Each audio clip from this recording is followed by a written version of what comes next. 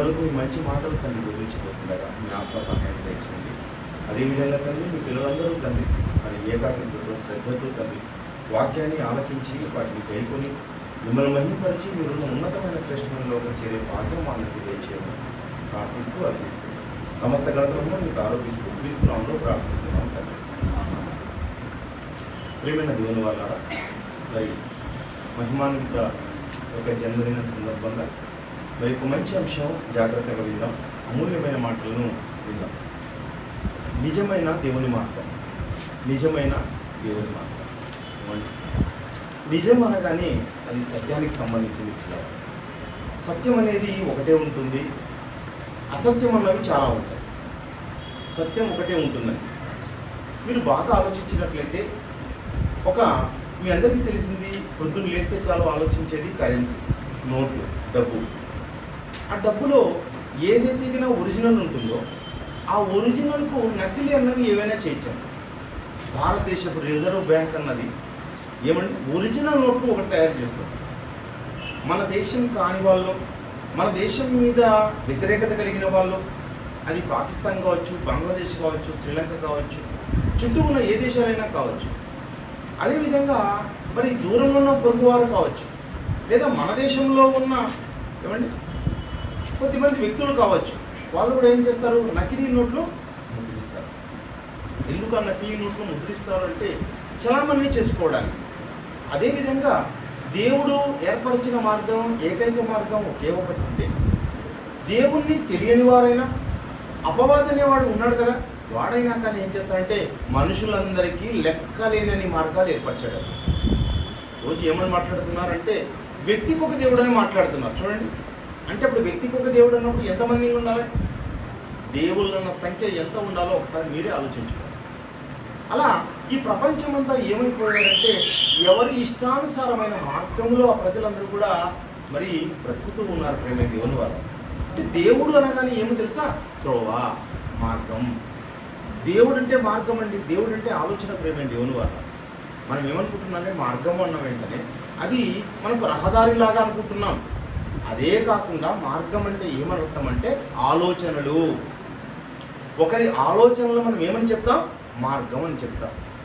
ఎవరైనా దొంగలు ఉన్నారనుకోండి, ఆ దొంగలని ఒక సరైన మార్గంలోకి నడిపించాలి అని అక్కడ ఎక్కడ చేస్తారు అంటే వారిని కూడా చెరసాలలో బంధించినప్పుడు వారికి కూడా ట్రైనింగ్ ఇస్తారు.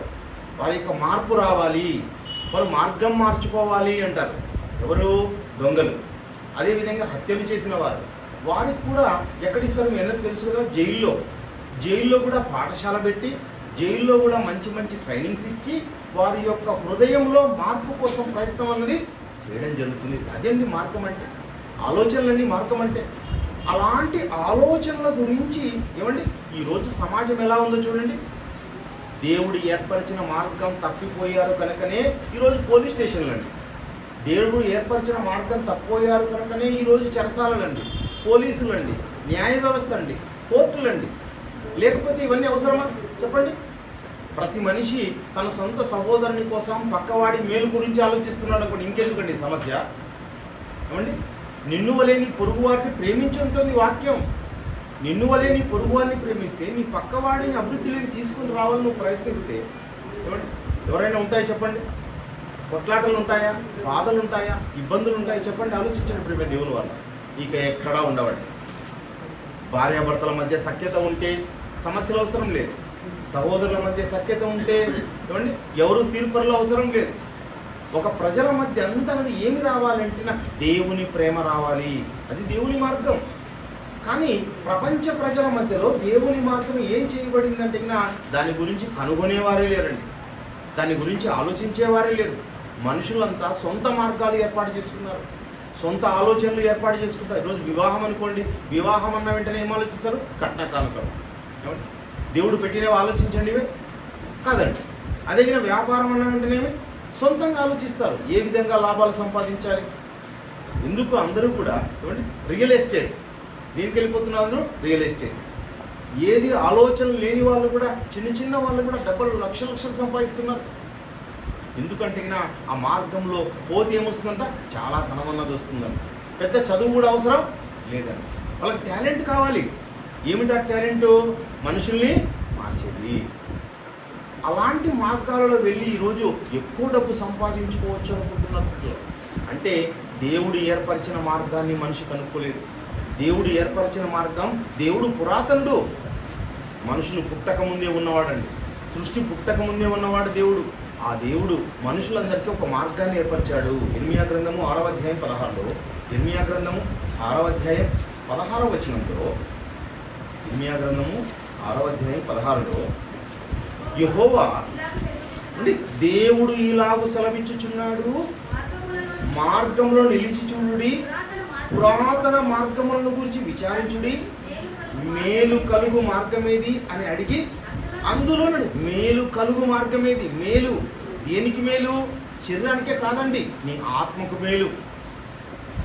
ఈ భూ సంబంధమైన ఈ చిన్ని జీవితానికి కాదండి దేవుని మార్గం. దేవుని మార్గంలో నువ్వు ఉన్నావు అంటే నీ కుటుంబంలో సమస్యలు ఉండవు, నీ దేహంలో సమస్యలు ఉండవు, నీ చుట్టూ సమస్యలు ఉండవు. నువ్వు సమస్యల వలయంలో నుంచి నువ్వు బయటికి వస్తావు. దేవుని మార్గం అంటే అత్యున్నతమైనది. దేవుడు ఏర్పరిచిన మార్గం, సృష్టికర్త ఏర్పరిచిన మార్గం, ఈ సృష్టిని చేసిన దేవుడే ఏర్పరిచిన మార్గం పిల్లలు. ఆ మార్గంలో ఉంటే ఎలా ఉంటుందంటే అప్పుడు నీకు నెమ్మది కలుగును. నీకు నెమ్మది, విశ్రాంతి ఎప్పుడు కలుగుతుంది? నీ ఆత్మకు విశ్రాంతి ఎప్పుడు కలుగుతుంది? దేవుని మార్గంలోనే ఉంటే కలుగుతుందండి. దేవుడు స్పష్టంగా మాట్లాడుతున్నాడు, మనతోనే మాట్లాడుతున్నాడు, నీతోనే మాట్లాడుతున్నాడు. నీవు నా మార్గంలో నిలిచి చూడు, నా మార్గంలోకి వచ్చేసే. నా మార్గంలోకి వస్తే నీకు మంచి విశ్రాంతి, నెమ్మది అన్నది దొరుకుతుంది పిల్లలు. అలాంటి నెమ్మది కలగాలని, అలాంటి నెమ్మది కావాలని మనిషి కోరుకుంటున్నాడంటే కాదండి, వాని మార్గంలోనే పోతూ ఉన్నాడు. నాకు నీ మార్గం అవసరం లేదు. ఏమండి, అంత అవసరం లేదు. అంటే చిన్న జీవితం ఇది.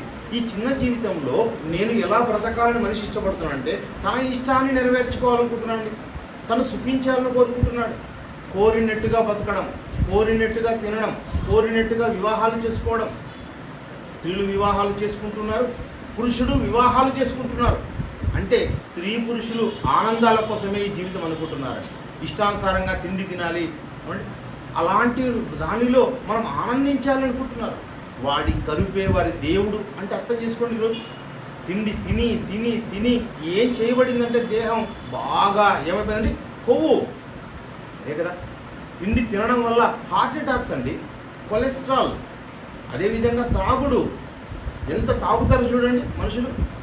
మత్తు అంటే ఇంజక్షన్ వేస్తామంటే విపరీతంగా భయపడిపోతారండి. ఒక డాక్టర్ నీకు ఇంజక్షన్ వేయాలి నాయన అంటానంటే అయిపోయాను, ఎంతో పరిగెత్తిపోతారు, వద్దే వద్దంటారు.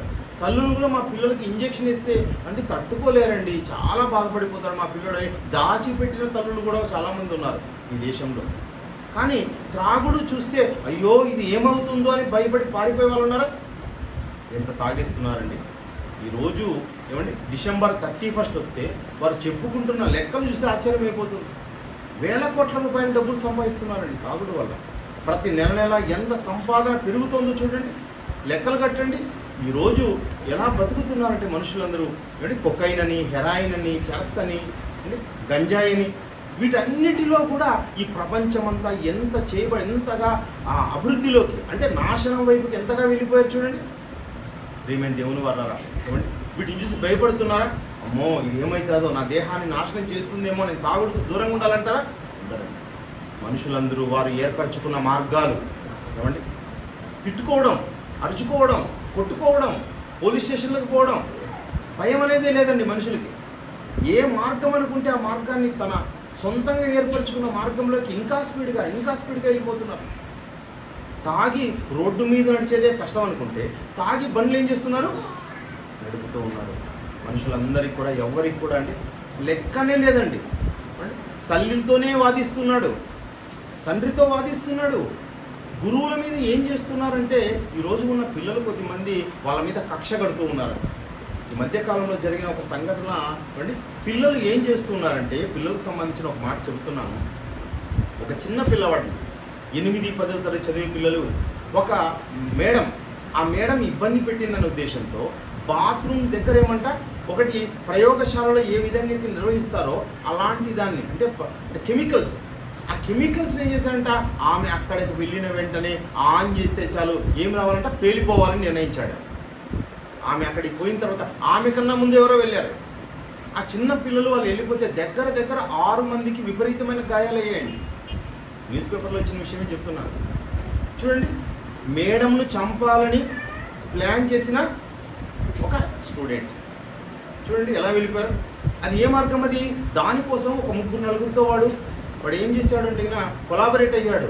కొలాబరేట్ అయ్యి వాళ్ళందరితో చర్చించి, అంటే ఒక మనిషిని చంపడానికి పూనుకుంటున్నారు అన్న వెంటనే వారి యొక్క ఆలోచనలు చూడండి ప్రేమ దేవుని వారు ఎలా ఉన్నాయి చూడండి. ఒక మనిషిని చంపడం కాదు, గురువునే చంపడానికి ఏం చేస్తున్నారు? ప్లాన్ చేస్తూ ఉన్నారు. అలాంటి ప్లాన్స్ ఇదండి. ఈ రోజు నుంచి కాదండి మనుషుల యొక్క ప్లానింగ్స్ అన్నారు. మనుషులు చెడిపోవడం ఈ రోజు కాదు, ఎప్పటి నుంచో మనుషులు చెడిపోతున్నారు. ఆదికాండము 6వ అధ్యాయం 12వ వచనంలో, ఆదికాండం 6వ అధ్యాయం, దేవుడు భూలోకమును చూచినప్పుడు అది చెడిపోయి ఉండెను. భూమి మీద సమస్త శరీరులు తమ మార్గం, దేవుడు వారి కోసం ఏర్పాటు చేసిన మార్గం, తమ మార్గం అంటే అది వాళ్ళదని కాదండి, దేవుడు ఏర్పాటు చేసిన మార్గం. దేవుడు వారి హృదయాలలో ఏం చేశాడు? ఆత్మనిచ్చాడు. ఆత్మనిచ్చి ఎలా బ్రతకాలో ప్రతి మనిషికి తెలుసండి. ఒక దొంగకు తెలుసు తాను చేసేది దొంగతనం, అందుకనే వాడు ఏం చేస్తున్నాడు? పట్టుకుంటారని కర్చీపులు కట్టుకుంటున్నారు. అదేవిధంగా ఏవైతే కెమెరాలు ఉన్నాయో ఆ కెమెరాలు పగలగొడుతున్నారు. ఏదైతే దొంగతనం చేశారో ఆ దొంగతనం చేసిన ప్రదేశంలో ఏవి కనుక్కోకుండా చేస్తున్నాడు, లేకపోతే పారిపోతున్నాడు, ఎవరో పట్టుకుంటారు. తెలుసు వాడికి దొంగతనం అనే విషయం. ఏమండి, మన ఆది తండ్రి ఆదాము గారు, ఆదాము ఎప్పుడైతే పండు తిన్నాడో ఆయన కూడా ఏం చేస్తున్నాడు? దాక్కున్నాడు. ప్రతి మనిషికి కూడా తప్పు చేస్తే నేను తప్పు చేస్తున్నాననే స్పృహ ప్రతి మనిషికి ఉంది. తప్పు చెయ్యకముడుతూ కూడా ఉందండి. ఇది తప్పు అన్న విషయం ప్రతి మనిషికి తెలుసు, ప్రతి ఆత్మకు తెలుసు. తెలిసి తప్పు చేస్తున్నాడు మనిషి, తెలియకుండా తప్పు చేయడం లేదు ప్రేమ దేవుని వల్ల. అందుకే అంటున్నాడు అక్కడ, ఏమంటున్నాడు అంటే, దేవుడు లోకమును చూసినప్పుడు అది చెడిపోయి ఉండెను. భూమి మీద సమస్త శరీరులు తమ మార్గంలో, దేవుడు భూలోకంలో అది చెడిపోయి అంటున్నాడు. భూలోకం అనగానే మరి భూలోకంలో ఏమున్నాయి? మనిషి మాత్రమే ఉన్నాడంటే పశువులు ఉన్నాయి, పక్షులు ఉన్నాయి, జంతువులు ఉన్నాయి. అదేవిధంగా సూర్యుడు, చంద్రుడు ఎన్నో ఉన్నాయండి. మరి అవేమన్నా చెడిపోయాయి? ఏ ఒక్కటి చెడిపోలేదండి. అవన్నీ ప్రకృతి చాలా బాగుందండి. ప్రకృతి చాలా బాగుంది. ఈరోజు గాలి అనే దీన్ని మనిషే కల్మషం చేస్తూ ఉన్నాడు. ఎన్ని ఫ్యాక్టరీలు పెట్టేశారు చెప్పండి. అదేవిధంగా పొగలు వదిలి ఏం చేస్తున్నాడంటే దాన్ని నాశనం చేస్తున్నాడు. కార్బన్ అంటే ఫ్లోరో కార్బన్స్ వచ్చే విధంగా చేస్తున్నాడు. అన్ని రకాలుగా మనిషి నాశనం చేస్తున్నాడు. ఇలా నాశనం చేసేది ప్రకృతిలో ఏదీ లేదు. ఏ జంతువు కూడా ఈ ప్రకృతిని నాశనం చేయడం లేదు. ప్రకృతిలో స్వేచ్ఛగా బ్రతుకుతున్నాయి. కానీ మనిషి ఏం చేస్తున్నాడంటే ఈ ప్రకృతిని కూడా చెడిపేస్తున్నాడు. బాగా ఆలోచించండి. ఈరోజు గాలి కలుషితమైపోతుంది, నీరు కలుషితమైపోతుంది, భూమి కలుషితమైపోతుంది, అదేవిధంగా ధ్వని పొల్యూషన్ అయిపోతుంది. వీటి అన్నిటికీ కూడా ఏది కారణం కాదండి. ఏ చెట్టు కారణం కాదు, ఏ ప్రకృతి కారణం కాదు, ఏ పశువు కారణం కాదు, ఏ సూర్యుడు కారణం కాదు, చంద్రుడు కారణం కాదు. చంద్రుని నుంచి కూడా అతినీల లోహిత కిరణాలు భూమి మీద రావడానికి కూడా కారణం ఎవరంట? మళ్ళీ మనిషే. ఎంత చెడుపు చేస్తున్నాడు చూడండి. ఈరోజు కూడా ఆ రోజు మనుషులు చెడిపోయారు, ఈరోజు మనుషులు చెడిపోయారు. ఈరోజు భూమి మీద మనుషులందరూ ఏం చేసుకున్నారంటే వారి మార్గాన్నంతా చెరిపి వేసుకున్నారని దేవుడు బాధపడుతున్నాడు. ప్రేమ దేవుల నరుల చెడుతనం పైవచనంలో భూమి మీద గొప్పదనియు వారి హృదయం యొక్క తలంపులోని ఊహంతా ఎల్లప్పుడూ కేవలం చెడ్డది. ఆనాటి నుండి ఈనాటి వరకు మనుషుల యొక్క హృదయాలోచనల్లో భార్య దగ్గరే ఉంటాడు, భార్య మీదే ప్లాన్లు చేస్తూ ఉంటాడు. భర్త దగ్గరే ఉంటుంది, ఆమె ప్లాన్లు చేస్తూ ఉంటుంది. అప్పు చేస్తారు, అప్పు చేసిన విషయం చెప్పరు. ఏమండి, ప్రతి ఒక్కరు కూడా వాళ్ళ హృదయంలో ఏం చేస్తున్నారంటే ఇంకొకరికి పక్క వారికి ద్రోహం చేయాలనే ఆలోచనలు చేస్తున్నారు, ఇబ్బంది పెట్టాలనే ఆలోచనలు చేస్తున్నారు. మనిషి పరిశుద్ధంగా హ్యాపీగా దేవుడిచ్చిన ఈ చిన్న జీవితాన్ని గడపాలి అనుకోవడం లేదు. ఏదో చేసేయాలి. ఏం చేస్తారు చెప్పండి? ఏమి సంపాదించాలి చెప్పండి? ఈ భూమి మీద ప్రతి వారు కూడా వారి పొరుగు వారికి ఏం చేస్తున్నారంట? ద్రోహం. అలా చేయాలి, అలా చెడు చేస్తే వాడికి ఆనందం అన్నట్టుగా ఉంది. మనిషి చెడిపోయి ఆనందించాలనుకుంటున్నాడే కానీ దేవుని మార్గాన్ని అనుసరించడం లేదు. ప్రేమ దేవుని వల్ల ప్రతి ఒక్కరు కూడా వారికి సొంత మార్గాలు ఏర్పాటు చేసుకున్నారు. సొంత మార్గాలు. దేవుడు ఏర్పరిచిన మార్గాన్ని వదిలి సొంత మార్గం మనిషి ఏర్పాటు చేసుకున్నాడు. సామెతల గ్రంథము 14వ అధ్యాయము, సామెతల గ్రంథము 14వ అధ్యాయం 12వ వచనంలో, సామెతల గ్రంథము 14వ అధ్యాయం 12వ వచనంలో, ఒకని ఎదుట సరైనదిగా కనబడు మార్గం కలదు, అయితే తుదకు అది మరణమునకు త్రోవ తీయును. సరైన మార్గం, నీ మార్గం ఏమండి? ఏ దేవుణ్ణి పెట్టుకుంటే ఏమండి, ఏ మార్గంలో నడిస్తే ఏమండి అనుకుంటున్నారు కానీ మనుషులు. కానీ ప్రేమ దేవుని వల్లరా, నీ మార్గం అది దేవుని మార్గం కాకపోతే అది తుదకు నిన్ను ఎక్కడ చేస్తుంది? మరణాన్ని. మరణం అనగా పాతాళం. భూమి మీద ఉన్న మరణం గురించి కాదండి. మరణం అందరికీ వస్తుంది. భక్తునికి వస్తుంది, భక్తిహీనునికి వస్తుంది ఏమండి.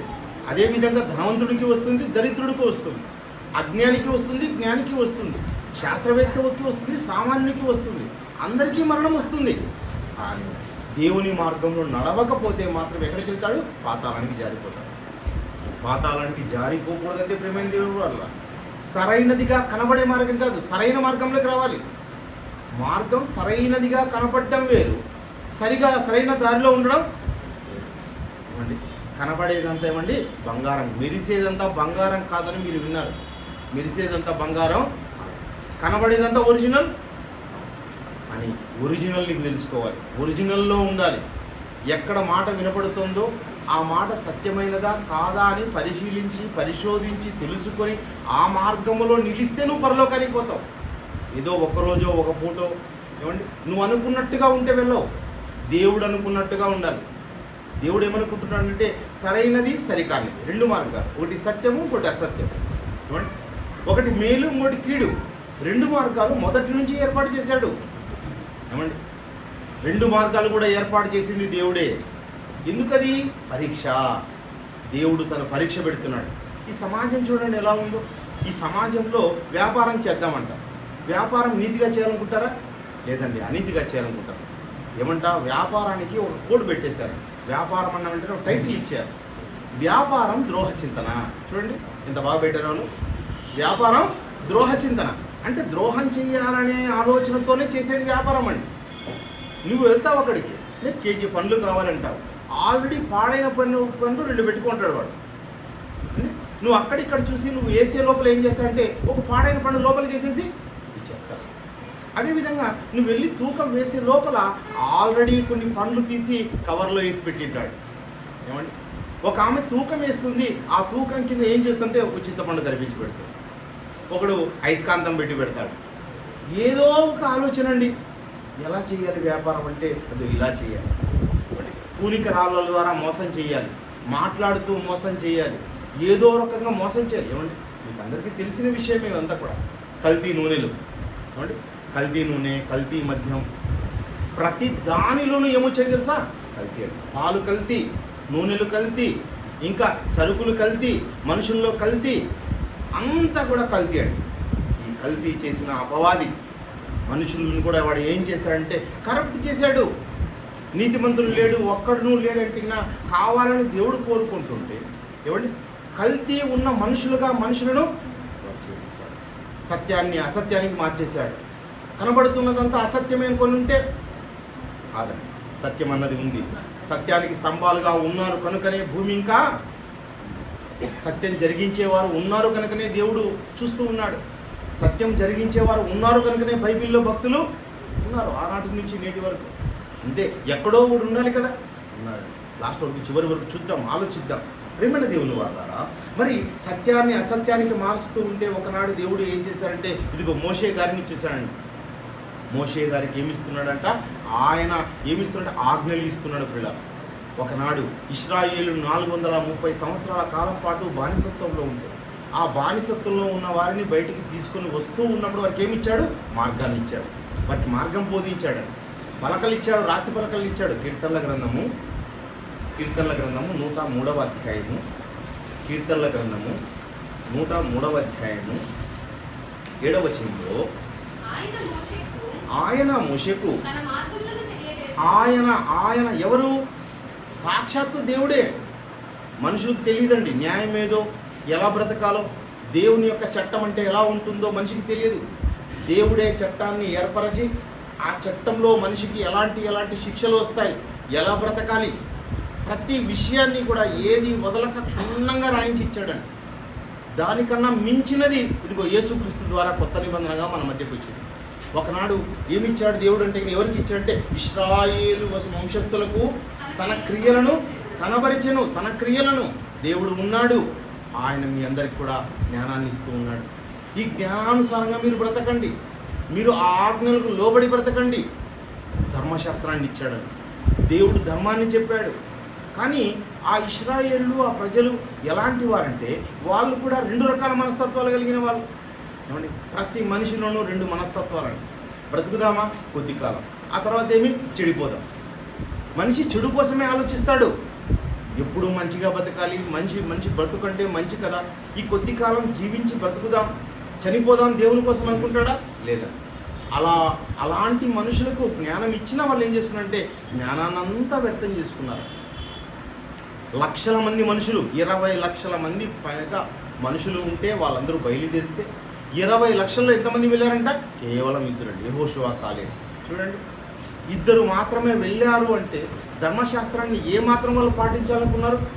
లేదు పిల్లలు, ధర్మశాస్త్రాన్ని పాటించాలి తమ జీవితాలలోని అనుకోని ప్రజలు ఆనాడు ఎలా ఉన్నారు, ఈనాడు కూడా దేవుని మాటను ఎవరు లెక్క చేయడం లేదు, మార్గాన్ని ఎవరు లెక్క చేయడం లేదు. వారంతా సొంత ఇష్టాలను నెరవేర్చుకోవడానికే ఉన్నారు. ఈరోజు మనము ఈరోజు ఒక గృహపూడిక, గృహపూడికలు జరుగుతుంటాయి. ఎంతమంది వస్తారు గృహపూడికలకి? దానికి తక్కువ. ప్రార్థనలు దానికి తక్కువే. ఫంక్షన్ అంటే అమ్మో అంత నిండిపోతాం. ఆరాధన అంటే కొద్దిమంది వస్తాం, కొద్దిమంది ఏదో సమస్య అనుకుంటాం. ఏమంటే నీ కోసము నా కోసం కాదండి చేస్తున్నది. ఎవరి కోసం చేస్తున్నాం? దేవుని కోసం. దేవుని కోసం మనం రావాలి, చెయ్యాలి. నువ్వే చేయకపోతే ఎవరు చేస్తారండి? దేవుని కోసం దేవుడు నిన్ను లెక్కిస్తాడు, నిన్ను చూస్తాడు. నువ్వు చెయ్యాలి, ఇది మన బాధ్యత అనుకున్న మనుషులుగా మనం ఉండాలండి. ఒకనాడు అలా లేక ఇశ్రాయేలు ఏం చేశారంటే, వాళ్ళకి ఇచ్చిన స్వాస్థ్యం ఎక్కడండి? ఆ స్వాస్థ్యం కనాన్ని పోగొట్టుకున్నారు వాళ్ళు. ఈరోజు కూడా దేవుడు ఇచ్చే స్వాస్థ్యం ఏది? పరలోకం.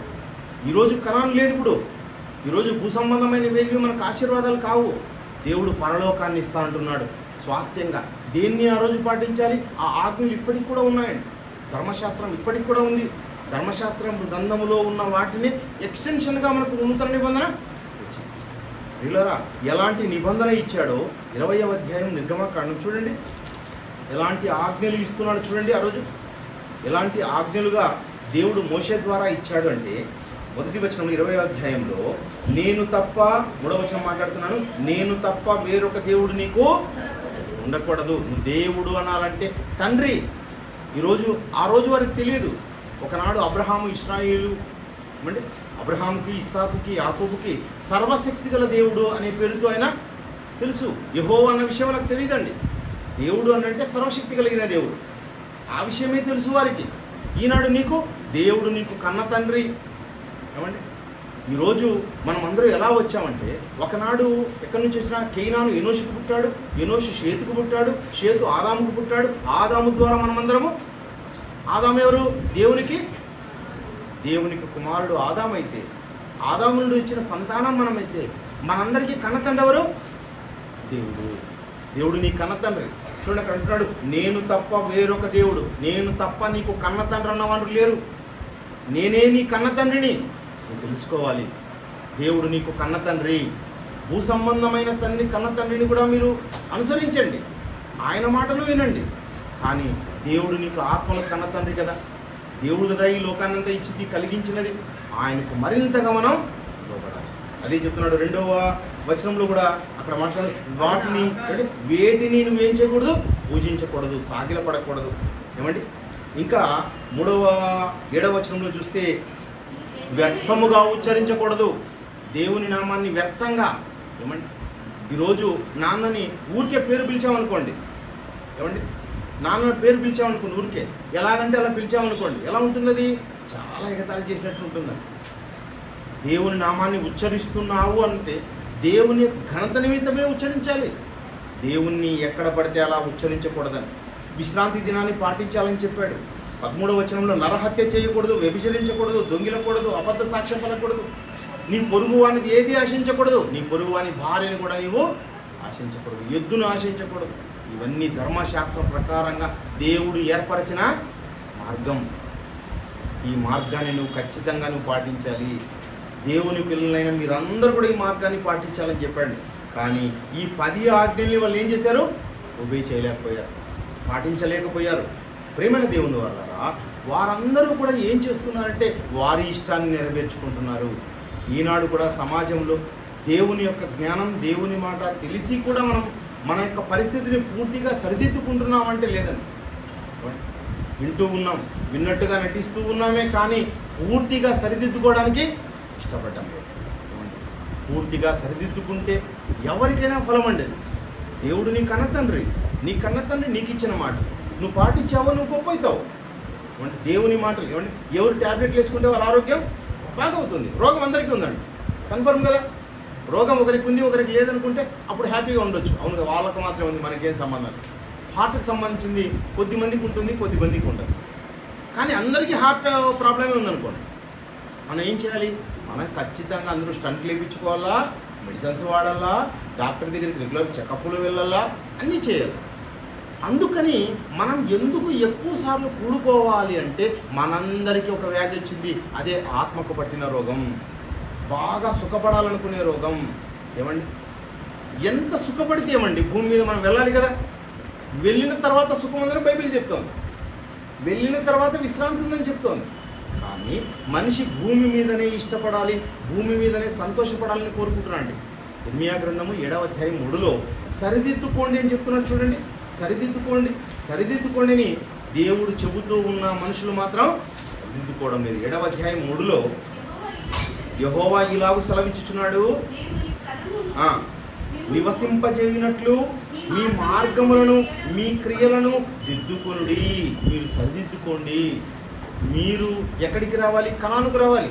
కనానుకు రావాలంటే మీ క్రియలు దిద్దుకోవాలి.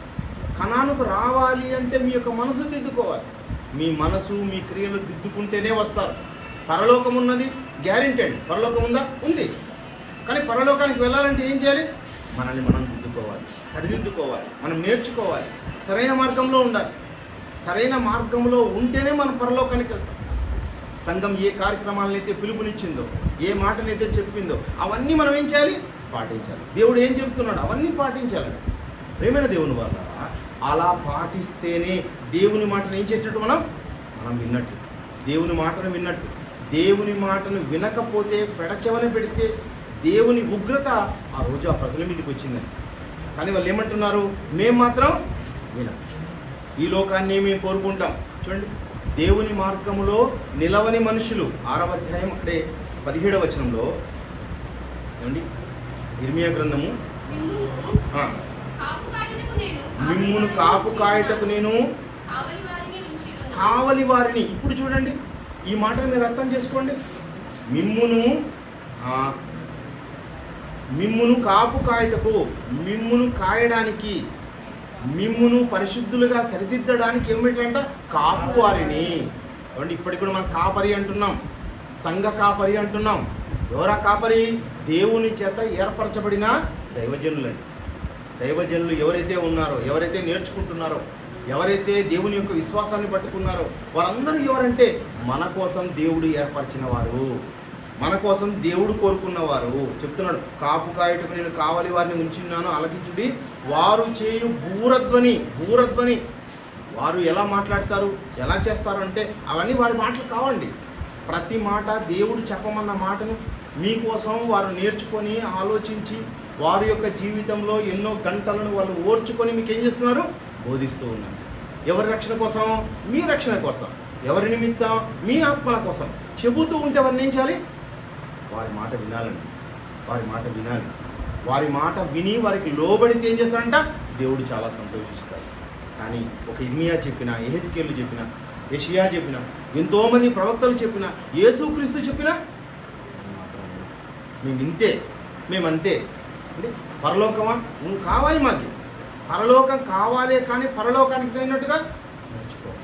ఈరోజు చూడండి, ఈరోజు కుటుంబాల్లో ఉన్న వెంటనే, తల్లిదండ్రులు ఉన్న వెంటనే, మనం రాత్రి కూడా సబ్జెక్ట్ విన్నాం. మనం అందరూ కొద్దిగా ఇష్టపడుతున్నారంటే చాలా ఎక్కువగా ఇష్టపడుతున్నారు. బాండేజ్. కుటుంబ సభ్యులు పోని మరి ఒకరిని విడిచి ఒకరు ఉండలేరా, ఒకరిని వీళ్ళు సంతోషపెడుతున్నా అంటే అలా కూడా కాదు. మరి తల్లి మాట వినరు, తండ్రి మాట వినరు, బొత్తిగా దూరంగా ఉంటారు. కానీ మా పిల్లల్ని మేము చూడాలి, లేకపోతే మా తల్లిదండ్రులు మేము చూడాలి. ఈరోజండి తల్లికి తండ్రికి దూరంగా ఉండిన ఒక సమూహలను చూసాం. అదేవిధంగానే ఈరోజు కూడా మన సంఘంలో కూడా ఒక సుధా, మొన్న మధ్య అండి సుధా వాళ్ళ ఇంటికి వాళ్ళ నాన్నగారికి ఆరోగ్యం బాగాలేదండి. కాలుకు చాలా ఇబ్బంది పడి ఎన్నో ట్యాబ్లెట్లు వాడి చాలా ఇబ్బంది వాళ్ళ నాన్నగారు పడుతున్నారన్న ఇక్కడి నుంచి కూడా ప్రార్థన కోరాడు, ప్రార్థించాం ఆయన కోసం కూడా. కర్నూలుకు వెళ్ళి కర్నూలులో వాళ్ళ నాన్న ట్రీట్మెంట్ తీసుకొని మళ్ళీ వాళ్ళ ఊరికి వచ్చాడు, మాచాపురం వాళ్ళ ఊరు. అక్కడికి వచ్చి అక్కడ ట్రీట్మెంట్ తీసుకుంటున్నా, రెండవసారి మూడవసారి మాట్లాడుతున్నా. మా నాన్నను చూసి వస్తానన్నాడు. డైరెక్ట్గా ఈయన వెళ్ళే సమయానికి అక్కడ ఒక ఏ ఊరిది ఎమ్మిగనూరు ప్రాంతానికి వెళ్ళే సమయానికి వాళ్ళ నాన్న వాళ్ళందరూ వస్తే అక్కడ మాట్లాడి ట్రీట్మెంట్ చూపించుకొని మళ్ళీ వెంటనే ఇంటికి వచ్చేసాడు. ఎందుకు? నిన్నటి ప్రోగ్రాం అంతగా సక్సెస్ అవడానికి కారణం ఎవరు? సుధానే లేకపోయి ఉంటే మన పరిస్థితి అంటే కాళ్ళు చేతులు ఆడవండి.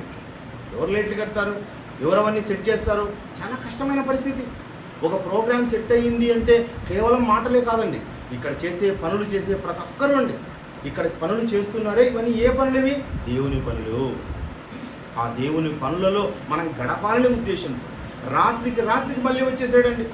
అంత దూరం పోయినవాడు, ప్రొద్దున 5 గంటలకంతా లేచి ప్రయాణమైనాడు. 5 గంటలకు ప్రయాణమైన వాడు మరీ సాయంకాలం 5-6 కంతా మరి అప్పుడే టౌన్లోకి వచ్చేసారు. అంటే కుటుంబాన్ని విడిచి ఎన్ని రోజులు ఉన్నాడంటే సంవత్సరాలైనా కానీ వాళ్ళ తల్లి దగ్గరకో తండ్రి దగ్గరకో పోకుండా ఈ ప్రాంతంలోనే ఉంటున్నాడు అబ్బాయి. మనమేమనుకుంటాం, ఒక 2 గంటలు, గంటన్నర, 10 నిమిషాలు ఎక్కువ అయితే చాలు. లేదండి, మేము ఇంటికి వెళ్ళిపోవాలి, ఇంటికి వెళ్ళి పరిగెత్తిపోతున్నాం. ఒక రోజు వచ్చామంటే ఒక రోజు రాలేదు. చూడండి, ఎవరికి ఇవ్వాలండి పరలోకం? ఎవరికి ఇవ్వాలి చెప్పండి, ఆలోచించండి. దేవుని పనుల మీద నిబద్ధత కలిగిన వారికి అండి పరలోకం. గురువారం అన్న వెంటనే అండి శ్రీధర్ ఆ ప్రాంతంలో డ్యూటీ చేసుకుంటూ ఉండి కూడా మరి గురువారం అంటే వచ్చేస్తున్నారు. నాకు నిన్న కనబడే వెంటనే చాలా ఆశ్చర్యమైంది. శ్రీధర్ వచ్చిన సంగతి, వస్తున్న సంగతి నాకు కూడా తెలియదు, చూస్తూ ఉంటాను అంతే. కానీ ఎంత చక్కగా టైం లోపల వచ్చి ఆ పనులన్నింటిలోనండి చక్కచక్క చేస్తున్నారు. అలా దేవుని పని అంటే వెంటనే అండి మనం పనికి వెళ్ళిపోవాలండి, ఆలోచించాలండి. వాళ్ళకు తల్లిదండ్రులు ఉన్నారు కదా, కానీ తల్లిదండ్రులను వదిలి కూడా మన కోసం ఉన్నారంటే ఇదిగో ఇక్కడ సంఘం ఉంది, ఇక్కడ కేవలం వితరణ కోసం నిలబడలేదు, మీరందరూ ఉన్నారని వాళ్ళ కుటుంబాలకు దూరమై ఇక్కడ ఉంటున్నారు, దేవుని సేవలో ఉంటున్నారు. కాబట్టి ప్రియమైన దేవుని వాళ్ళ మరి సంఘం అన్న వెంటనే అది ఒకరు కాదు కదా, అందరూ గ్రూప్. కనుక ప్రతి కార్యక్రమంలోనూ మనం విని ఆలోచించి మనం సరిదిద్దుకుంటూ మనల్ని మనం గొప్ప చేసుకుంటూ, ఎవరండి గొప్ప? మన ఎదుట మీరు కూర్చున్నారే, ఏమండి మీరే లేకపోతే నేను ఎవరికి చెప్తాను చెప్పండి? మీరు ఉన్నందుకే నేను చెప్తూ ఉన్నాను. మీరు లేకపోతే నేను ఎవరికి చెప్తాను? ఎవరికి చెప్పలేను. కాబట్టి ఎవరో మాట్లాడితే వాళ్ళే గొప్ప అనుకోకండి, అందరూ గొప్పనే. ఎవరు చిన్న బిడ్డతో సహా మీరేం చేయాలంటే వినేవారిగా చేయాలి, ఆచరించే వాళ్ళుగా చేయాలి, గైకొనేవారుగా చేయాలి. అదేనండి దేవుని మాట. సరిదిద్దుకోవడం అంటే బ్రతుకుని దిద్దుకోవాలండి. ఒకనాటి సమూయేలు ఎంత గొప్పో ఈరోజు సుధా కూడా అంతే గొప్ప. జీవితాన్ని ఖర్చు పెట్టాలి రాబోయే కాలంలో, ఏమండి జీవితాన్ని రాబోయే కాలంలో ఫలప్రదం చేసుకోవాలి. అలా ఫలప్రదం చేసుకోవడానికి ముందుకు వెళ్ళాలండి. ప్రేమైన దేవుని వాళ్ళారా, యోబు గారు చూడండి ఎలా ఫలప్రదం చేసుకున్నాడు. మన చేతిలో గ్రంథం ఉంది, మనకు తండ్రి గురించి తెలుసు, క్రీస్తు గురించి తెలుసు. యోబు గారికి సంపూర్ణంగా తెలిసేమో ఆనాటి కాలం వరకే. ఏమండి అంటాడు కదా దేవుడు అజ్ఞాన కాలం అంటున్నాడు. అజ్ఞాన కాలంలోని ఎంత జ్ఞానిగా బ్రతికాడు చూడండి ఒక యోబు గారు. 23వ అధ్యాయం యోబు గ్రంథము 23వ అధ్యాయము యోబు గ్రంథము 23వ అధ్యాయం 10వ వచనంలో నేను నడుచు మార్గము ఆయనకు తెలియను, ఆయన నన్ను శోధించిన తరువాత నేను సువర్ణం వలె కనబడుదును, నా పాదములు ఆయన అడుగు జాడలు విడువక. అడుగు జాడలు ఎట్లా నడచాలంట? విడువక. ఏ కార్యక్రమము పోకుండా మనం నడవాలండి. ప్రతి కార్యక్రమంలో మనం ఉండాలి అనే ఆలోచన ఉండాలి. నిన్నటి రోజునండి బెంగళూరు ప్రాంతంలో మన సహోదరిమణులు అక్కడ ఉన్నారు అండి, షారోను, అదేవిధంగా రాజీ. వారు ఏం చేశారు అంటే దాదాపు 4 గంటల అంత ప్రయాణం అంటండి. ఒక చోట ఎక్కి దిగి వాళ్ళు మరి కార్యక్రమం ప్రోగ్రామ్కి వెళ్ళిపోయారు. రాత్రి అక్కడే పడుకున్నారు. సభ ఎక్కడుందో సభా ప్రాంగణంలో పడుకొని ఉన్నారు, వాక్యం విన్నారు. ఎంతో రిస్క్ చేస్తూ ఉన్నారు, వాళ్ళ డ్యూటీలు చేస్తూ ఉన్నారు, చదువుకుంటూ ఉన్నారు, వాళ్ళని వాళ్ళు డెవలప్ చేసుకుంటున్నారు. ఏమంటే ఎవరికైనా ఒక సంవత్సరం పాటు మీరు రెఫరెన్స్ పెట్టండి అంటే పెట్టగలరా? సంవత్సరం చేశారండి వాళ్ళు, సంవత్సరాలు చేస్తూ ఉన్నారు, రాబోయే కాలం కూడా చేస్తారు. ఎంతో కష్టపడుతూ ఉన్నారు. కనీసం స్టేటస్ పెట్టండి అంటే చూడండి, మనం చాలా కష్టపడిపోతున్నాం అనుకుంటాం. ఏ పనైనా కూడా అండి చెప్పిన మాటను చెప్పినట్టుగా చేయడమే విధేయత. అదే కదండి దేవుడు చెబుతున్నాడు పిల్లలు. కానీ దేవుని మాటను ఎలా పాటించాడు చూడండి యోబు గారు. దేవుని మాటను ఎలా పాటించాడంట? నేను నడుచు మార్గం అంటున్నాడు. నేను నడుచు మార్గం దేవుడు ఏర్పాటు చేసిన మార్గం. ఆయనకు తెలియను, ఆయన నన్ను శోధించిన తర్వాత, శోధిస్తాడు దేవుడు, శోధించనివ్వండి. తండ్రి అంటే కొడతాడు, కొట్టనివ్వండి. మా నాన్నే కదా కొట్టేది, మా తల్లే కదా నన్ను నరిచేది. ఏమండి ఈరోజు చూడండి, తల్లి ఒక మాట అన్న వెంటనే బాధపడిపోతారు, తండ్రి ఒక మాట అంటే బాధపడతారు. వాళ్ళు ఏమంటే చిన్న మాట అన్నారు కూడా చచ్చిపోతారు. ఈ మధ్యకాలం అంటే కోహ్లీ ఒక మ్యాచ్లో మరి 0కో 1కో అవుట్ అయ్యాడని చెప్పి ఒక పిల్లోడు చచ్చిపోయాడు. ఒక బాలకృష్ణ ఒకప్పుడు సినిమా తీశాడంట, దేవుడు అనే సినిమా తీశాడంట. ఆ సినిమా గురించి చాలామంది మాట్లాడుకుంటూ ఏం బాగాలేదండి మీ సినిమా అన్నారంట. అంటే ఎవరు చనిపోయాడు? ఒక అభిమాని చనిపోయాడు. చూడండి ఏమన్నా అవసరమా? నిర్మాత చచ్చాడు, నిర్మాత ఆ సినిమా నిర్మించాడు కనుక డబ్బు రాదు కనుక ఆయన చనిపోయాడంటే ఒక అర్థం ఉంది. హీరో చనిపోయాడంటే అర్థం ఉంది, హీరోయిన్ చనిపోయిందంటే అర్థం ఉంది. వీళ్ళు ఎవరండి ప్రతిదానికి బాధపడేవాళ్ళు? ఎంత బాధపడతారు చూడండి. చూడండి మన తల్లి ఒక మాట అనకూడదా? మనల్ని తండ్రి ఒక మాట అనకూడదా? తిట్టకూడదా? తిట్టనివ్వండి. తిడితే ఏం జరుగుతుంది? మంచి జరుగుతుంది. మా నాన్నగారు అన్నా కూడా నేను చేసినా ఇంకా అనాలి అని కోరుకున్నాండి. ఒకసారి ఒక టైంలో కోరుకున్నాను. ఎందుకంటే నా జాబ్ రాకపోయినప్పుడు కూడా మనం ఏం చేయాలన్నా జాబ్ సెలెక్ట్ అయిన వాళ్ళ దగ్గర పోయి నిలబడాలి. వాళ్ళకి వచ్చిందని కాదు బాధ. మనల్ని చూస్తే ఈ దేహానికి బాధ కలిగితే, ఆత్మలో బాధ కలిగితే అప్పుడు ఏం చేస్తుంది? అది నేర్చుకుంటుంది. మనం ఏం చేయబడాలి అంటే కనుక పిల్లరా, సువర్ణం వలె కనపడాలంట దేవునికి పరలోకం ఇవ్వాలంటే. నీ మార్గం నిన్ను చూస్తే నువ్వు మామూలుగా ఆర్డినరీ కనపడ్డావు అనుకోండి, పరలోకం లేదండి. ఆర్డినరీ పర్సన్స్కి పరలోకం లేదండి, దుష్టులకు పరలోకం లేదండి, నీచులకు పరలోకం లేదండి. నువ్వు ఎలా కనపడాలంట? ఆయన శోధించినా ఎలా కనపడుతున్నా? నేను సువర్ణం వలె కనబడుతున్నాను. నాకు తెలుసు నా అడుగు జాడలు ఎలా ఉన్నాయో, నా ఆలోచనలు ఎలా ఉన్నాయో తెలుసు. కాబట్టి నా ఆలోచనలు బట్టి దేవుడు ఎంతనా భూమి మీద శిక్షించని నాకు పరలోకాన్ని గ్యారంటీగా ఇస్తాడు. పరలోకం మన గ్యారంటీ అనుకునే వాళ్ళగా మనం ఉండాలండి. ఎందుకంటే నీకు తెలపబడుతున్న సత్యం ప్రపంచంలో ఎవరికి తెలియపరచబడడం లేదు. నీ దగ్గరికి మాత్రమే సత్యం వస్తుంది. ఎంతో మందికి అసత్యమే వినబడుతోంది, అసత్యంలోనే మనుషులు. అలాంటి వారి మధ్యలో నువ్వు ఎలా బతకాలంటే సువర్ణంలాగా బతకాలి.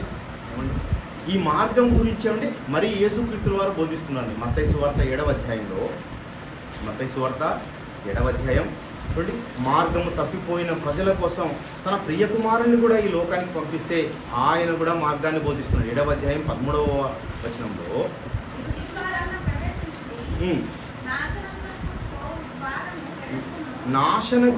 నాశనమునకు పో ద్వారము వెడల్పును,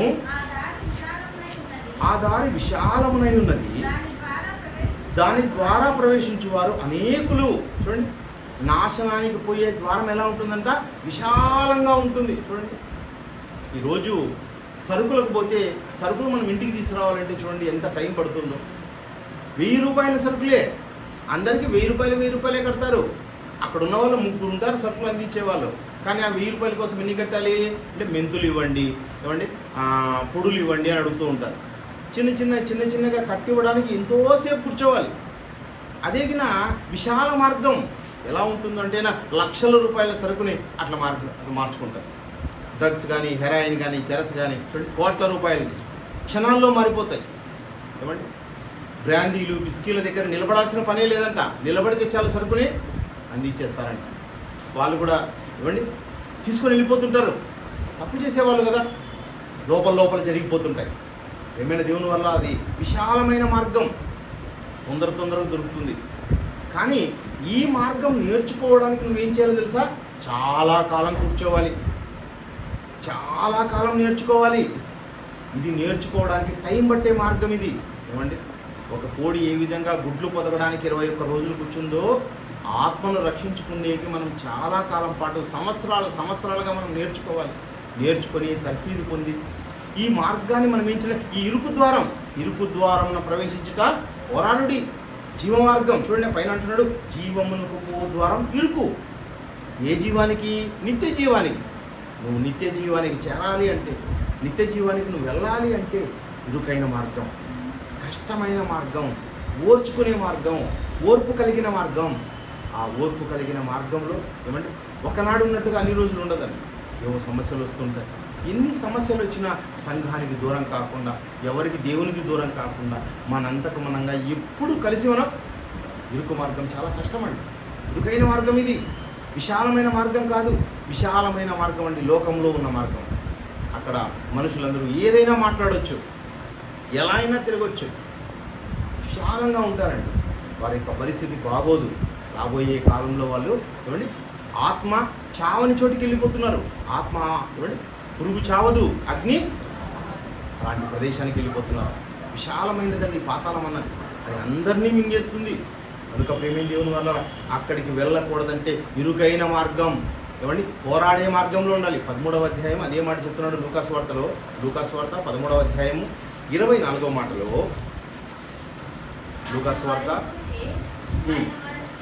ఆయన వారిని చూచి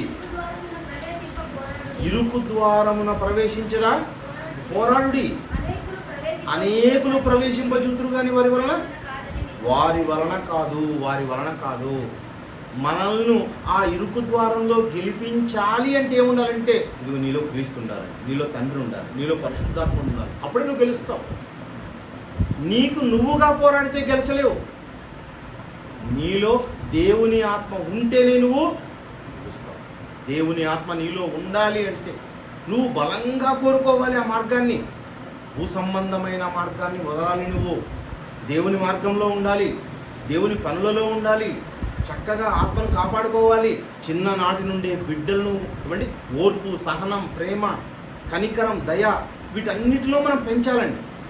అవన్నీ మెండుగా మనం కలిగి ఉండి పెంచబడితేనే మనము ఆ ఇరుకు మార్గంలో పోరాడడానికి వీలవుతుంది. లేకపోతే ఇరుకు మార్గంలో మనం పోరాడలేం పిల్లలు. ఆ ఇరుకు మార్గంలో పోరాడే విధానాన్ని నేను చెప్తున్నాను. ఒక 3 పాయింట్లు చూసుకొని ముగించుకుందాం ప్రేమ దేవుని వల్ల. ఇరుకు మార్గంలో మనం పోరాడాలి, పోరాడితేనే వచ్చేది పరలోకం. ఏమండి, ఇరుకు మార్గం. ఎఫెసీయులకు రాసిన పత్రిక 6వ అధ్యాయం 12లో ఎలా పోరాడాలి, ఎవరితో పోరాడాలో చెబుతూ ఉన్నాడో ఒకసారి చూడండి. ఎలాగనగా మనము పోరాడునది శరీరులతో కాదు కానీ ప్రధానులతోనూ. ఇంకోసారి, శరీరులతో కాదు కానీ ప్రధానులతోనూ. ఏమండి, నువ్వు ఎవరితో పోరాడుతున్నావంట? ప్రధాని. ఎవరా ప్రధాని? అపవాదేనండి ప్రధాని. మనల్ని అందరినీ ఈడ్చుకొని పోయేవాడు, ప్రపంచాన్ని ఈడ్చుకుపోయినవాడు. ఏమండి, పైనుండి రాజు నుండి పేద వరకు, అదేవిధంగా అధికారి నుండి సామాన్య నుండి అందరినీ కూడా ఈడ్చుకుపోయినవాడు. వాడందరినీ ఈడ్చిపడేశాడు. ఏలిక లేని చేపలతో మనల్ని సమానంగా చేసినవాడు. అలాంటి వాడితో మనం పోరాడాలి చెప్తున్నాడు అక్కడ. ఎలాగైనా మనం పోరాడున్నది శరీరులతో కాదు కానీ, శరీరులతో అయితే మనం పోరాడొచ్చు, కనబడతారు, ఎదురుగా కనబడతారు. కానీ మనం ఎవరితో పోరాడాలి? కనబడని వాడితో పోరాడాలి. కనబడని వాడంటే కనబడే వాడితో పోరాడటమే కష్టమైపోయింది ఇక్కడ. మరి కనబడని వాడితో పోరాడటం ఇంకా కష్టం. వాడు ఏ వైపు నుంచి వస్తాడో తెలియదు, ఎక్కడ చిచ్చు పెడతాడో తెలియదు. అలాంటి వాడితో మనం పోరాడాలి. పోరాడున్నది శరీరులతో కాదు కానీ ప్రధానితోనూ, అధికారితోనూ, ప్రస్తుత అంధకార సంబంధులకు లోకనాథులతోనూ, ఆకాశ మండలముందున్న దురాత్మల సమూహములతోనూ పోరాడాలి. ఎవరితో పోరాడితే నీకు పరలోకం అంటే? అంధకార సంబంధులు. అంధకారంతో మనం పోరాడాలి కూడా. ఎలా పోరాడాలంటే రక్తం కారణంతగా పోరాడాలంటారు. ఈ లోకంలో ఎన్నో సమస్యలు తెస్తాడండి వాడు, ఎన్నో చింతలు తెస్తాడండి. అన్నింటి విషయంలో కూడా దేవుణ్ణి గెలిపించే విధంగా పోరాడాలి. అదే అంటున్నాడు అక్కడ. మనము ఎవరితో అంటే ఒక ప్రధాని, ఒక అపవాది వాడిదొక దూతలు, దురాత్మల సమూహం, ఎన్నో విషయాలతో మనం పోరాడాలి. వాటన్నిటితో పోరాడడం అన్నదండి ఎక్కడి నుంచి వస్తుందంటే ఇదిగో నీకు వాక్య పరిజ్ఞానం ఉంటే వస్తుంది. ప్రతి వాటిని మనం ఓర్చుకోవాలి, మనం సంరక్షించుకోవాలి, మనం ఓర్చుకోవాలి. మన చూపు ద్వారా మనకు సమస్య ఇస్తాడు వాడు, మన మాట ద్వారా సమస్య ఇస్తాడు. ఏదో దానిలో సమస్య తీసుకుని వచ్చి నిన్నేం చేస్తాడు? భ్రష్టత్వంలోకి నడిపించడానికి కోరుకుంటాడు. ఆ భ్రష్టత్వంలోకి పడకూడదంటే మనం పోరాటం ఉండాలండి. పోరాటం లేకపోతే ఏ విధంగా అయితే ప్రపంచంలో ప్రజలు పడిపోయారో మనం కూడా పడిపోతాం. మనం ఒక్కసారి పడిపోయామో వాడి వలలో ఇంక అంతేనండి. చేప ఏమండి వేటగాని వలలో చిక్కుందనుకోండి, ఒక్కసారి చిన్న ఎర కోసం, చిన్నదండి ఎర, చేప ఎంత దాదాపు 3-5 కేజీలు ఉంటుంది. ఎర ఎంత ఉంటుంది? గ్రాములు కూడా ఉండదు. అది అంత చిన్న ఎరకి ఏమవుతుంది? పడిపోతుంది. అదేవిధంగా వాడు వల వేస్తున్నాడు, ఎర వేస్తున్నాడు, మనకి చిన్న అబద్ధం చెప్పిస్తున్నాడు. చిన్న దాని ద్వారా ఏం చేస్తాడంటే మన ఆత్మను నరకానికి నడిపిస్తాడు. వాడితో మనం పోరాడాలి. ఎలా పోరాడాలో కొన్ని మాటలు చూపిస్తాను, చూద్దామండి. పేతురు రాసిన రెండవ పత్రిక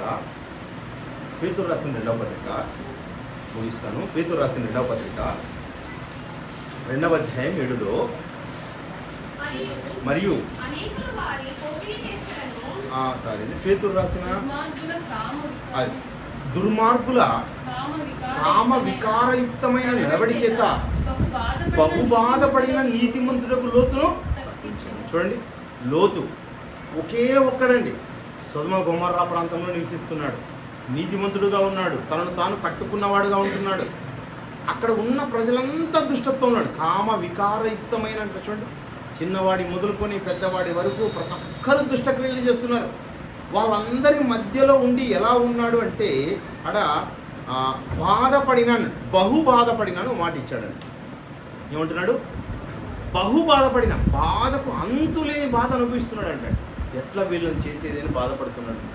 కానీ ఆయన మాత్రం తప్పు చేయడానికి ఏమాత్రం ముందడుగు వేయడం లేదండి.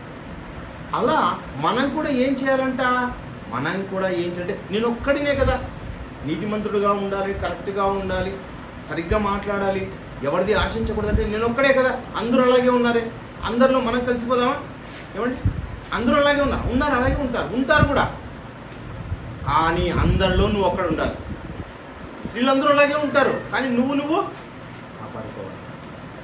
అందరిలా ఉంటే గొప్పతనం ఏమీ లేదండి. అందరిలో ఒక్కడగా ఉంటేనే నీకు గొప్ప. ఏమండి, ఆకాశం ఎంతో కనపడుతుంది, ఒకే ఒక సూర్యుడు కనపడుతున్నాడు మనకి, ఒక్కడే ఉన్నాడు కదా అని మనం అనుకుంటామా? ఆ వెలుగు నుంచి ఆశిస్తున్నాం ఈ లోకాన్నంతా. ఒకే చంద్రుడు, ఒకే సూర్యుడు, ఒకే భూగోళం, ఏమండి అన్నీ ఒకటే.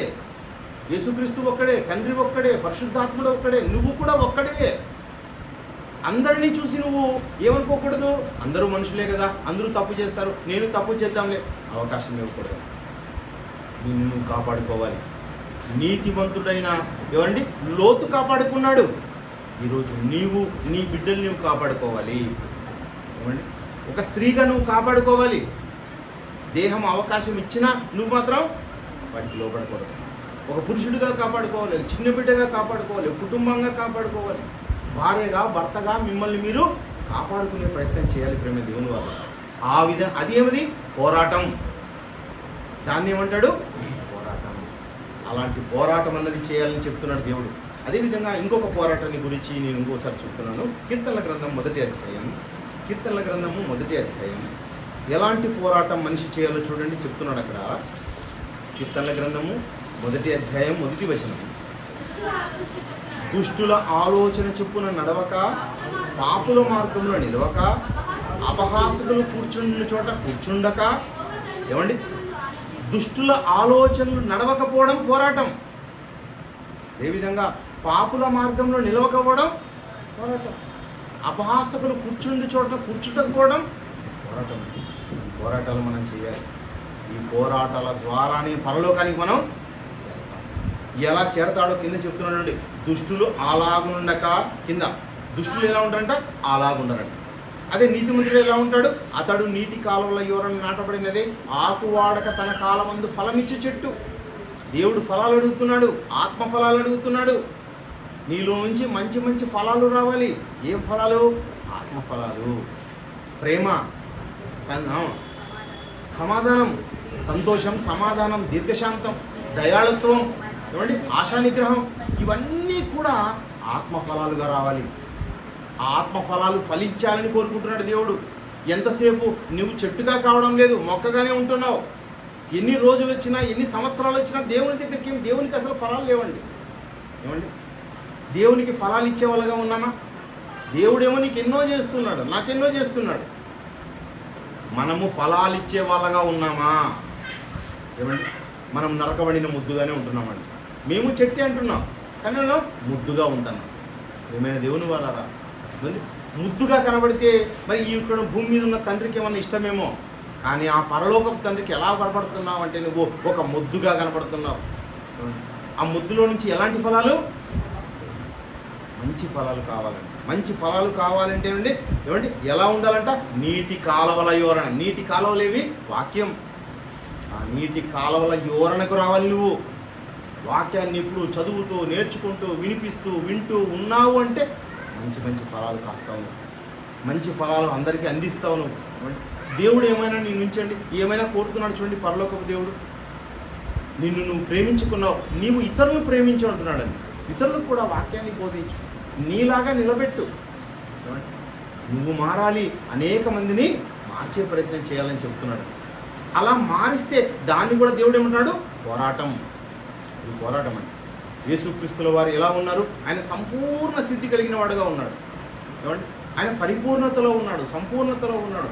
ఆ ప్రభువు ఏం చేశాడు అంటే ఆయన జయించాడు, అపవాదిని జయించాడు. ప్రకటన గ్రంథం 3వ అధ్యాయం, ప్రకటన గ్రంథం 21లో నేను జయించి నా తండ్రితో కూడా ఆయన సింహాసనం నందు కూర్చుండున్న ప్రకారము జయించిన వాణిని నాతో కూడా నా సింహాసనం ముందు కూర్చుండనిచ్చేదను. అండి నేను జయించాను, నేను లోకాన్ని జయించాను. లోకంలో ఉన్న వాటిని ఏది కోరుకోలేదు. ఈ లోకంలో ఏమండి ఎలా బ్రతకాలనుకుంటున్నాడో అపవాది నా దగ్గరకు కూడా వచ్చాడు అంటున్నాడు యేసుక్రీస్తుల వారు. అపవాది శోధికుడు, శోధించేవాడు. యేసుక్రీస్తును కూడా శోధించాడు, కానీ ఆ శోధనల్లో ఆయన విజయం సాధించాడు. విజయం సాధించిన వాడుగా, గెలిచిన వాడుగా, ఆ గెలిచిన క్రీస్తు తండ్రి సింహాసనం మీద కూర్చున్నాడు. కాబట్టి అలా జయించేవాడిని, జయించేవారిని, జయించే మీ పిల్లలను కుటుంబం పరలోకానికి వెళ్ళాలండి. కుటుంబంలో వారు ఏమండి బస్సు దిగుతూ ఉంటారు. బస్సు దిగి ఇంటికి వచ్చిన తర్వాత ఒక అమ్మాయిని మర్చిపోయించామనుకోండి, రాలేదనుకోండి, ఏం చేస్తాం? అప్పుడు భార్య ఊరికే ఉంటుందా? అన్ని సామాన్లు ముఖ్యం కాదు, కానీ కుమార్తెను మర్చిపోయిన అన్నీ అక్కడ పడేసేసి అందరూ పొలమని పరిగెత్తిపోతారు. ఒకవేళ అక్కడ లేకపోతే ఏం చేస్తాం? మరి పోలీస్ స్టేషన్కి వెళ్తాం, కంప్లైంట్లు చేస్తాం. మా అమ్మాయి అండి ఇలా ఉంటుంది, అలా ఉంటుందని చెప్తాం. ఎంతో కష్టపడతాం. కానీ పరలోకానికి కుటుంబం అంతా పోకపోతే ఎంత బాధండి, ఎంత బాధో ఆలోచించండి. ఇప్పుడు మేము దేవుని వారు మన కుటుంబం అంతా పరలోకానికి చేరాలి. కుటుంబం పరలోకానికి చేరాలి అంటే నువ్వు జయించేవాడుగా ఉండాలి. జయించకుండా నిద్రపోతుగా ఉంటే, సోమరిపోతుగా ఉంటే, నేర్చుకోకుండా వాడిగా ఉంటే ఏం లాభం చెప్పండి? నేర్చుకోవాలి పిల్లలు, మన దేవుని వాక్యాన్ని నేర్చుకోవాలి. అనేక సభలు, సమావేశాలు ఇవన్నీ ఎందుకోసం పెడుతున్నారు అంటే మనలో మార్పు రావడానికి, మనలో సంపూర్ణమైన మార్పు రావాలి. మనం కూడా జయించి పరలోకానికి జయించేవాడికండి పరలోకం. అలా జయించకున్నట్లయితే ఎలా ఉంటామో మరి అదే కీర్తనల గ్రంథంలో కింద మాటల్లో చూడండి. కీర్తనల గ్రంథం 1వ అధ్యాయంలో, కీర్తనల గ్రంథం 1వ అధ్యాయం కింద మాటలు చూస్తున్నాం. కీర్తనల గ్రంథము 6వ వచనం చూడండి. నీతిమంతుల మార్గము యెహోవాకు తెలియను, దుష్టుల మార్గము 4 నుంచి చదువుతున్నాను. దుష్టులు అలాగును నుండక గాలి చెదరగొట్టు పొట్టువలే ఉందురు. కాబట్టి న్యాయ విమర్శలో దుష్టులను, నీతిమంతుల సభలో పాపులను ఎవరు? ఏమండి ఇది చివరిదని న్యాయ విమర్శ. మన న్యాయాధిపతి వస్తాడు, నీ మార్గం సరైనదా కాదా చూస్తాడు. నువ్వు ఏర్పరచుకున్న మార్గమా, తను ఏర్పరిచిన మార్గంలో ఉన్నావా? నీకు నువ్వుగా ఏర్పరచుకుంటున్న మార్గం, నీ మార్గంలో ఉంటే నీకు ఏదీ దొరకదు, నాకేదీ దొరకదు. నేను ఏర్పరచుకున్న మార్గంలో ఉంటే, దేవుడు ఏర్పరిచిన మార్గంలో ఉంటేనే అది నీకైనా నాకైనా లాభం. ఒకనాడని ఆర్సీఎం అన్నది వాళ్ళు చేసే పరిస్థితులు చూస్తే వాళ్ళంతా అది వాళ్ళు ఏర్పరచుకున్న మార్గమే. ఈరోజు లోకమంతా ఏదో ఏర్పరచుకున్న మార్గం, వాళ్ళు ఏర్పరచుకున్న మార్గమే. ఈరోజు చూడండి ఎంత విశాలంగా కనపడుతున్నారో వాళ్ళంతా. కోట్ల మంది మనుషులండి, ఈరోజు సత్యంలో ఉన్న వాళ్ళు, ప్రొటెస్టెంట్స్గా ఉన్న ఈ కొద్ది మందిలో కూడా వాళ్ళు ఏర్పరిచిన మార్గాల్లోనే ఉన్నారు. ఇంకెవరండి దేవుని మార్గంలో ఉండేది? బైబిల్ కలిగిన దేవుని మార్గంలో లేరు మనుషులు. బైబిల్ ఇంట్లో ఉండడం కాదు, నీ హృదయంలో ఉండాలి. హృదయం నిండిన దాన్ని బట్టి వారి నోరు మాట్లాడుతుంది. హృదయం అంతా నువ్వు దేవుని వాక్యాన్ని నింపుకోవాలని, నింపుకున్న వాడిగా పోరాడాలని, అలా పోరాడే వాడికి ఇస్తేది దేవుడున్న లోకం. ఎంత కష్టం ఆలోచించాడు. అపవాది బంధించిన కట్లతో మనుషులందరూ కట్టబడ్డారు. కుటుంబానికే పరిమితం అయిపోతున్నారు, ఉద్యోగానికే పరిమితం అయిపోతున్నారు, సెల్ ఫోన్కే పరిమితం అయిపోతున్నారు. ఇలాంటి సమాజంలో మనుషులంతా ఎలా ఉన్నారో తెలిసిన దుష్ట మార్గంలో ఉన్నారు. నువ్వు ఏర్పరచుకున్న మార్గం ఏది? దుష్ట మార్గం. అది కింద మాటలు అంటున్నాడు, దుష్టుల మార్గం నాశనమునకు, దేవుని మార్గం పరలోకానికి, నిజమైన దేవుని మార్గం పరలోకానికి నడుపుతుంది. నువ్వు ఏర్పరచుకున్న మార్గం విశాలమైన మార్గం, దుష్ట మార్గం, అది నాశనానికి నడుపుతుంది. నీతిమంతుల మార్గం యెహోవాకు. ఎందుకు ఆ మార్గం ఏర్పరిచింది? ఆయనే. నీతిమంతులకు మార్గం ఏర్పరిచాడు. ఆ నీతిమంతులందరూ ఆ మార్గంలోనే నడుస్తున్నారు. లోకంలో వేటిని కోరుకోవడం లేదు పిల్ల. అవి ఉన్నా లేకపోయినా ఒకటే అనుకుంటున్నారు. లోకంలో ఉన్న వాటిని కోరుకోక దేవుడు ఏర్పరిచిన నిజమైన మార్గంలో మనం అందరూ కలిసి నడుద్దాం పిల్ల. దేవుని మార్గం అన్నది చాలా గొప్పదండి. ఆ మార్గానికి మనం ఏం చేయాలంట? పోరాటం ద్వారా మనం వెళ్తున్నాం. ఇందాక డాడీ గారు చూపించారండి 2వ అధ్యాయం, పేతురు రాసిన మొదటి పత్రిక 2వ అధ్యాయం 12వ వచనంలో చూడండి.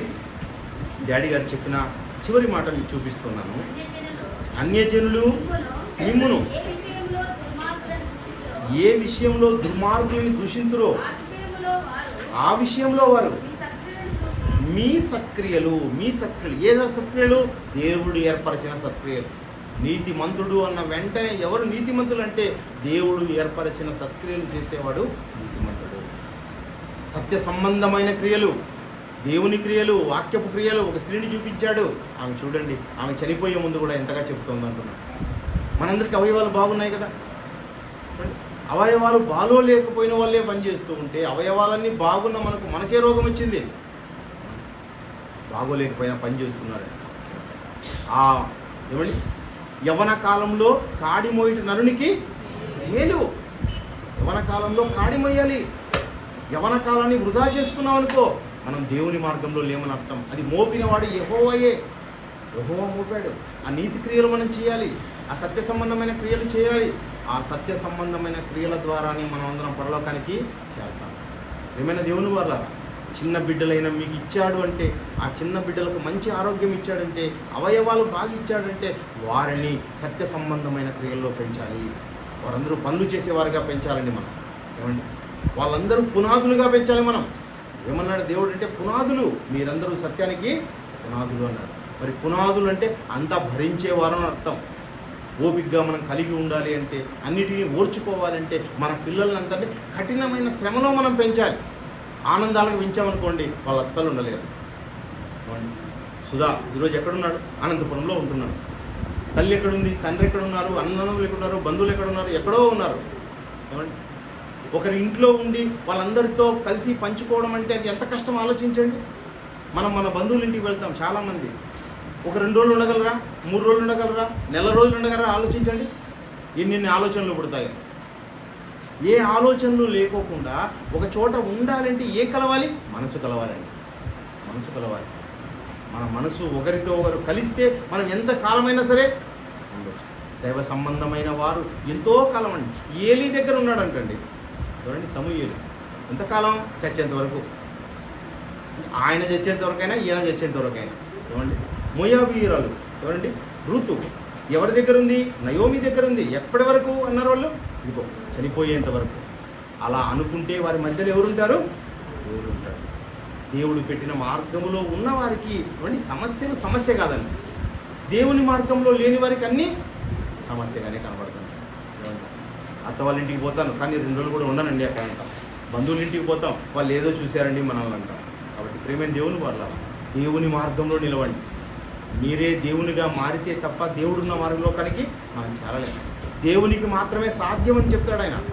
మనుషులకు అది అసాధ్యమే కానీ దేవునికి సాధ్యం. అంటే దేవుడే నీలో వస్తే తప్ప నువ్వు పరలోకానికి చేరలేవు. దేవుడు ఆత్మ, ఆయన పురుషుడు కాదు, స్త్రీ కాదు. దేవుడు ఆత్మ. ఆ ఆత్మ నీలోకి వస్తేనే, నీ ఆత్మను బలపరిస్తేనే నువ్వు పరలోకానికి చేరతావు. మరి నిజమైన మార్గంలో ఉండి, దేవుని మార్గంలో ఉండి అనేక బాధలు, బహుబాధలు, లోతు బాధపడ్డాడు, నీతిమంతులు బాధపడతారు. ఎన్నో బాధల్ని మనం ఓర్చుకోవాలి, అనీతిమంతుల్ని సహించాలి, మనం ముందుకు వెళ్ళాలి. ప్రార్థన చేస్తున్నాం. దయగలిగిన మా తండ్రి, మీకు వందనాలు తెలుసుకోవాలి. మాకు ఎన్నో ఇచ్చారు ఈ లోకంలో. ఈ సృష్టి అంతా మీరు చేశారు, ఉచితంగా మాకు అనుగ్రహించారు. ఈ ఉచితాలన్నీ పొందుకున్న మీరు మీకోసం తండ్రి మరి పోరాడాలని మీరు మా పట్ల తండ్రి ఉంచిన నమ్మకాన్ని తండ్రి ఏమాత్రం ఒమ్ము చేయకరాని చివరి వరకు నమ్మకంగా జీవించేవారుగా చేయమని ప్రార్థిస్తున్నాం తండ్రి. లోకమంతా తండ్రి సొంత మార్గములను ఏర్పాటు చేసుకుని తండ్రి చెడిపోయిస్తుండగా తండ్రి వారిని చూసి తండ్రి, లోకాశలను చూసి, లోకంలో సంపాదనలు చూసి వారిని బట్టి మేము బాధపడేవారుగా కాకుండా తండ్రి మీ మార్గంలో నిలిచి ఉన్నామని ఆనందపడుతూ, సంతోషపడుతూ మిమ్మల్ని గొప్ప చేసే కార్యాలలో మేము ఎల్లప్పుడూ ఉండాలని సహాయం చేయండి. మరి కుమార్తె గురించి ప్రార్థిస్తున్నాం. మనకు మంచి ఆరోగ్యాన్ని ఇవ్వండి తండ్రి. మరి ప్రేమ కలిగిన కుటుంబంలో తండ్రి మహిమాన్వితలు ఇచ్చారు. వారి నిజమైన ప్రేమను చూపించి తండ్రి సత్యాన్ని ఆ కుమార్తెకు నేర్పించి మరి సంఘానికి దగ్గరగా పెంచినండి. రాబోయే కాలంలో తండ్రి విలువైన కుమార్తెగా కుమార్తె కనపడడానికి సహాయం చేయండి. కుమార్తె కట్టండి. కుటుంబంలో ఉన్న లోటుపాట్లను సరిదిద్దమని తండ్రి మీ పాదాలు పెట్టారు. రాబోయే కాలంలో తండ్రి మరి ఈ విలువైన అంబుల పదిలో చేరిన కుటుంబంగా తండ్రి ఆ కుటుంబం ఉండడానికి సహాయం చేయండి. ఈ ఆరాధనలో పాల్గొన్న ప్రతి కుమారుని, ప్రతి కుమార్తెను బట్టి ప్రార్థిస్తున్నాం తండ్రి. మేమందరము కూడా నేను విలువైన మీ పిల్లలనే విషయం తెలుసుకొని తండ్రి ఏ మాత్రము తండ్రి మాకు మేము కీడు చేసుకున్న తండ్రి మీ యొక్క వాక్యానుసారంగా ఈ భూమి మీద బ్రతికి మిమ్మల్ని మహింపరిచే కార్యక్రమాల్లో ఎల్లప్పుడూ ఉండాలి సహాయం చేయండి తండ్రి. అందరి కుటుంబాల్లోనూ తండ్రి ఉన్న ఆర్థిక సమస్యలు తీసివేయండి, అనారోగ్య సమస్యలు తీసివేయండి. మేమందరం కూడా మరి ఏక కుటుంబ సభ్యులుగా తండ్రి మీ వాక్యాన్ని తీసుకుని ముందుకు వెళుతూ తండ్రి మా కోసం మేము ఏది కోరుకోనకనైనా మరి మిమ్మల్ని గణపరిచే కార్యక్రమంలో మేము ఎల్లప్పుడూ ఉండడానికి సహాయం చేయమని ప్రార్థిస్తూ అర్థిస్తూ సమస్త కార్యక్రమాలు మీకు ఆరోపిస్తూ క్రీస్తు నామములో ప్రార్థిస్తున్నాం తండ్రి.